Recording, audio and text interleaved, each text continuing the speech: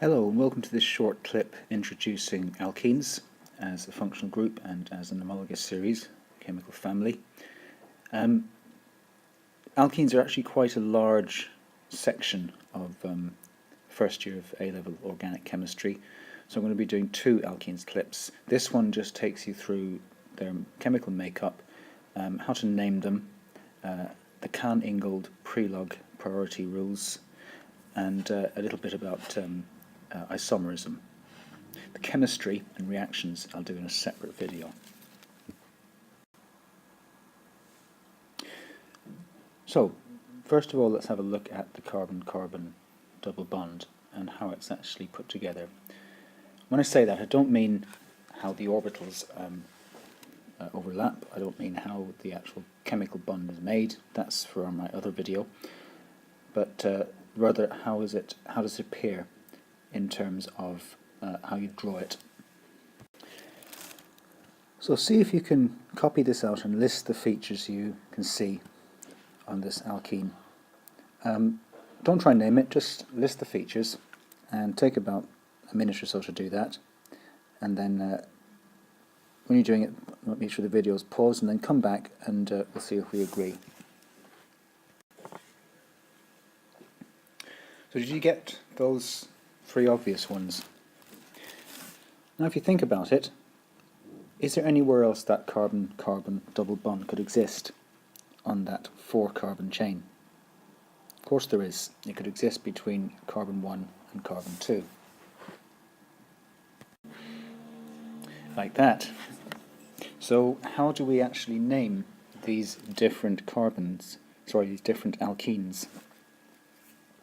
Well, let's put the carbon numbers on the second version of butene that we've got there. So this brings us to our first key point about alkenes. The carbon-carbon double bond dictates what end you name the carbon chain from. So if we now were to look at improving the naming of these two isomers of each other, which is what they are, we now need to think about saying something about where the carbon-carbon double bond is. Now obviously, because the ene part, in other words this part of the name, comes from the carbon-carbon double bond, we have to say what carbon it starts on. So I'd like you to try and name these two and then pause the video and see if you got it right. So you should have come up with something like that. So how do we actually draw out the shape of the molecule? Now you'll notice that it seems to be drawn at an angle. That's because that's deliberate, and the bond angle is always 120 degrees around the carbon-carbon double bond, because it takes a trigonal planar shape. That's because a double bond takes the status of a single bond when we're considering the shape of a molecule. So let's have a look at how not to draw alkenes at A level, which you may find a bit strange because you may well have been taught how to draw them like this at GCSE. So a new slide's needed. So first of all, there's the correct and incorrect way to do it. So you may need to actually train yourself or unlearn how to do the right-hand side diagram, which is maybe what you are coming into A-level doing at the moment.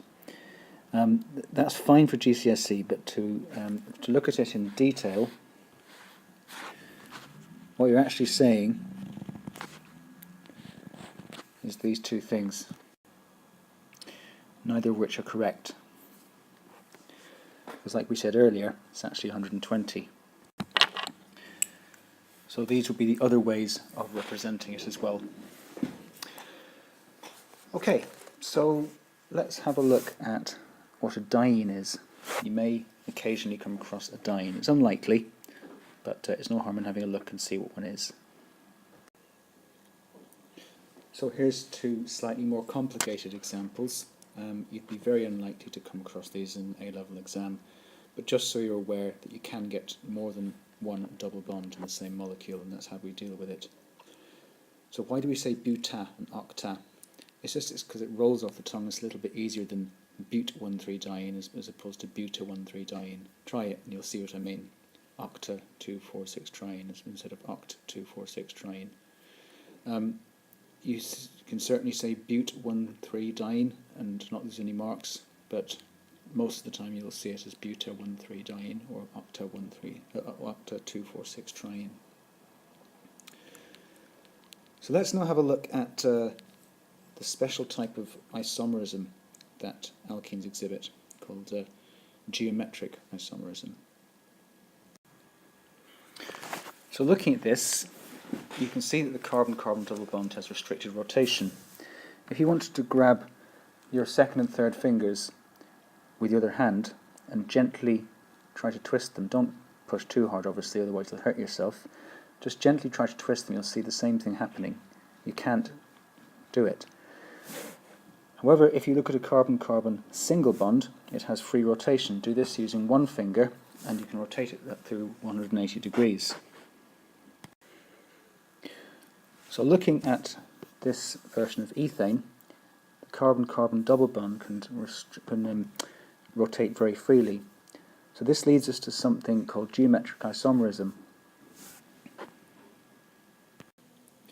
So if we were to look at these two versions of 1,2-dichloroethene, the one thing that's stopping them from interconverting is the fact that the double bond won't rotate.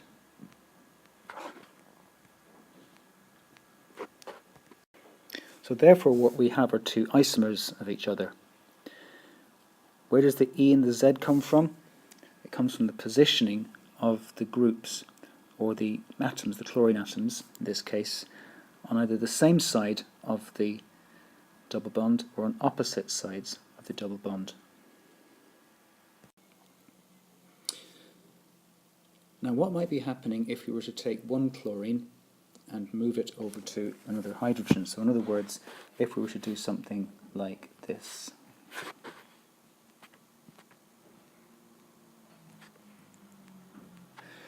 That would create another situation whereby you wouldn't actually have geometric isomerism. It'll take another slide to explain that more clearly. So this is definitely one to look out for. If you look at the positioning of the the chlorine atoms on isomer 1, you'll see that they're actually both on one of the carbons. They're not on two separate carbons in the carbon-carbon double bond. It's on one carbon, one particular carbon atom in the carbon-carbon double bond. So that's called 1,1-dichloroethene. The second version are both versions of 1,2-dichloroethene. So these are the two names. Z means on the same side, E means on opposite sides. So this brings up another aspect of geometrical isomerism called cis-trans. And basically it's the slightly older way of describing Z and E isomers. So it looks something like that. However, this has limitations because it relies on two groups alone being different to the other two groups. What if we had something like this? If you have alkenes with several different groups around them, it's not the same as being able to say the two identical groups on one side of the carbon-carbon double bond, or two identical groups on the same side of the carbon-carbon double bond. So we use a slightly different way of doing this. We still use EZ isomerism, but we need to work out how to prioritize them. So this is called the Cahn-Ingold-Prelog priority rules. So what you do is you use the atomic number to assign priority to each of the groups on each carbon atom. So let's start with this carbon atom.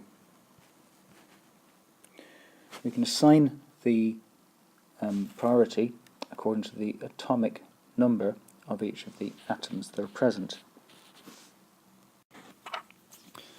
So So you can see clearly that bromine has a much higher atomic number than hydrogen, so that means we can make bromine high priority. And obviously hydrogen will be low priority. On the other side, looking at the other carbon atom, we can do the same thing. So you can see quite clearly that on the left-hand isomer, the Z isomer, the high priorities are on the same side of the carbon-carbon double bond. So in other words, what we've got is something like this.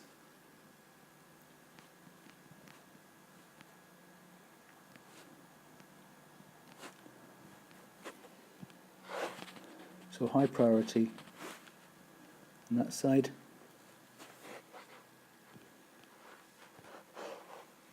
and low priority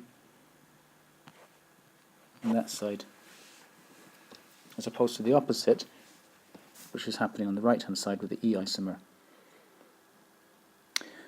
Okay, that's all very well and good, but what happens if you then get something where you apparently have the same atom attached to the carbon you're looking at? So if you've got the situation where you've got the same atom attached to the carbon which is on your carbon-carbon double bond, but attached to that atom elsewhere is another group or another atom, use the first point of difference. So the points of difference are in red in the diagram at the bottom right-hand corner. So let me try and annotate that diagram to explain a little bit about what I mean right now. So you can see that both groups have an oxygen atom attached to carbon-carbon double bond. On the right-hand side, the next atom along has a higher atomic number. Carbon has an atomic number of 6, as opposed to hydrogen having an atomic number of 1. So on the right-hand side you have higher priority. And it's the same idea in the top example as well, as you can see there.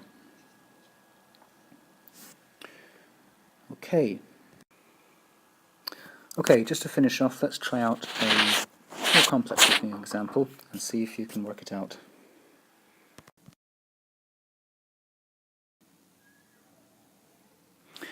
Okay, here's a couple of examples. One's slightly harder than the other.